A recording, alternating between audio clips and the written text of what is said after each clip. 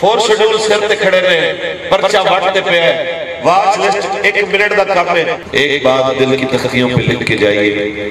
تحریک لبیک یا رسول اللہ کا اور کوئی مقصد نہیں زندہ رہے میں تو ساری زندگی آستانے پہ منہ دکھانے کے قابل نہیں رہ سکتا حضور قبلہ امیر المجاہدین ایک بات یہ بھی فرمایا کرتے تھے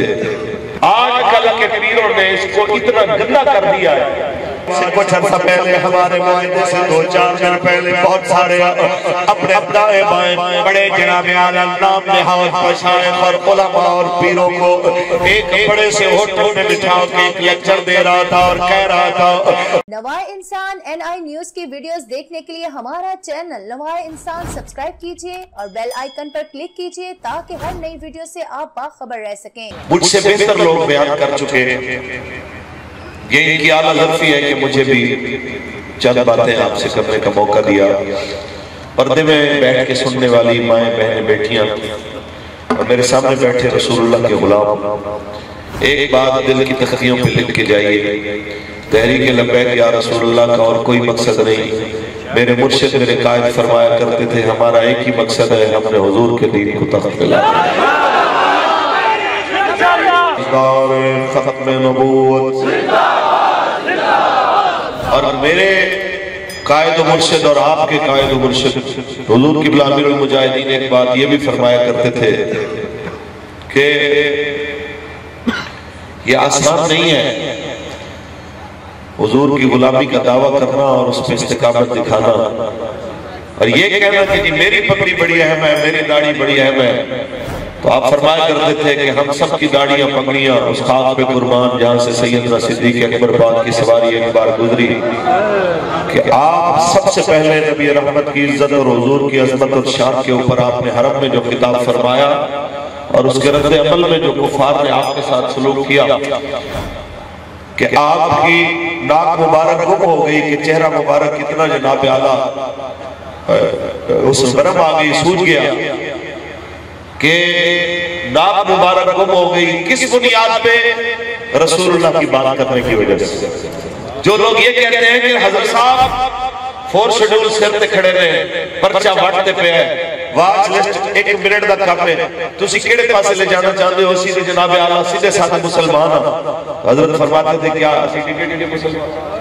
یہ کیسی بات کرتے ہو کیا تم سیدنا صدیق اکبر سے بھی زیادہ سیدھے مسلمان ہو کیا تم 1.25 لاکھ صحابہ سے زیادہ سیدھے مسلمان ہو اگر واقعات ہم نے کلمہ رسول اللہ کا پڑھا ہے تو چلنا ویسے پڑے گا جس طرح اللہ کا قرآن کہہ رہا ہے اور نبی رحمت اور آپ کے صحابہ نے چل کے دکھایا ہے محبت سے سبحان اللہ کہیے اللہ کا قرآن خالق کائنات نے ارشاد فرمایا محمد رسول اللہ یہ میرے محبوب محمد والذین معه اور جو ان کی معیت میں ہے ان کی کیا نشانی ہے شداء علی الکفار رحماء بینہم یہ کافروں پہ سب سے مگر آپس میں بڑے رحم ہیں بڑے پیار والے ہیں میرے وزیر اعظم جناب اعلیٰ میرے ملک کا وزیر اعظم جناب آج سے کچھ عرصہ پہلے ہمارے معاہدے سے 2-4 دن پہلے بہت سارے اپنے دائیں بائیں بڑے جناب اعلیٰ نام نہاد مشائخ اور علماء اور پیروں کو ایک بڑے سے ہوٹل میں بٹھا کے ایک لیکچر دے رہا تھا اور کہہ رہا تھا یہ علماء کی ذمہ داری ہے کہ جناب یہ لوگوں کو بتائیں کہ ریاست مدینہ کیسے بنی تھی وزیر اعظم صاحب آپ کے حکم پہ میں بتانا چاہتا ہوں کہ ریاست مدینہ کیسے بنی تھی ریاست مدینہ یوں بنی تھی کہ سب سے پہلے آپ کے اور میرے قریب آقا صلی اللہ علیہ وسلم نے اپنا طرز زندگی اپنا لائف سٹائل ویسا بنایا جیسے آپ کے غلاموں کا لائف سٹائل ایک جیسا حتیٰ کہ خطر کا موقع آتا ہے تو نبی رحمت خود بھی مٹی اٹھاتے ہیں خود بھی پتھر اٹھاتے ہیں خود بھی کام کرتے ہیں اور جب رسول اللہ پتھر اٹھا کے چلنے لگتے ہیں کوئی اور آ کے کہتے ہیں حضور مجھے پکڑا دیجئے آپ تو نہ اٹھائیے تو حضور فرماتے ہیں تو مجھ سے زیادہ طاقتور تو نہیں کیا تیری طاقت مجھ سے زیادہ تو نہیں ہے؟ ان کے ساتھ حوصلہ بڑھاتے ہیں، جناب اعلیٰ پتھر اٹھا رہے ہیں، اور پھر جب ایسے لمحات میں آ گیا حضرت جابر کہتے ہیں یا رسول اللہ مہربانی کیجئے آپ ذرا میرے گھر چلیے،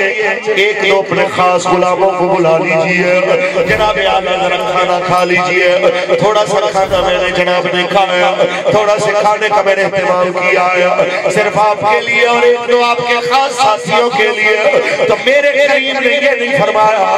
مجھے بھوک لگی ہے چلو جی ایک دو بندے ساتھ لے کے کھا لیتے ہیں، حضور نے فرمایا چلو جی کام بند کرو۔ جناب جابر نے دعوت کی، ان کے گھر تشریف لے جاتے ہیں، لعاب دہن آٹے میں ملایا، لعاب دہن ہانڈی میں ملایا، 10 بندوں کی تولیاں کھا کے چلی جاتی ہے۔ جناب اعلیٰ پوچھنے والا پوچھتا ہے کتنے بندے کھا کے سیراب ہوئے؟ بتانے والا بتاتا ہے ویسے تو 1400 تھے لیکن لاکھوں بھی ہوتے اس دن سیراب ہو جاتے ہیں، لاکھوں ہوتے پھر بھی سیراب ہو جاتے ہیں۔ لائف سٹائل یہ ہے جناب اعلیٰ، پہلے غلاموں کو کھلایا پھر خود کھایا۔ آپ پہ بیٹھنے والے پیر صاحب کو بھی میں ایک بات کہنا چاہتا ہوں، آج ایک اور سٹائل آ گیا ہے، آج پیر صاحب کا پیالہ الگ، پیر صاحب کا گلاس الگ، پیر صاحب کے کپ میں کوئی مرید غلطی سے چائے پی لے تو مرید جناب اعلیٰ وہ زندہ نہیں رہ سکتا، زندہ رہے بھی تو ساری زندگی آستانے پہ منہ دکھانے کے قابل نہیں رہ سکتا، کیونکہ خلفاء حالانکہ خلیفہ اتنا خوبصورت لفظ تھا، آج کل کے پیروں نے اس کو اتنا گندا کر دیا ہے کہ اکثر مشائخ اگر آج کے دور میں راہ راست سے ہٹے ہیں تو وہ اپنے خلیفوں کو دیکھتے ہیں۔ اللہ تعالیٰ انہیں ہدایت دے۔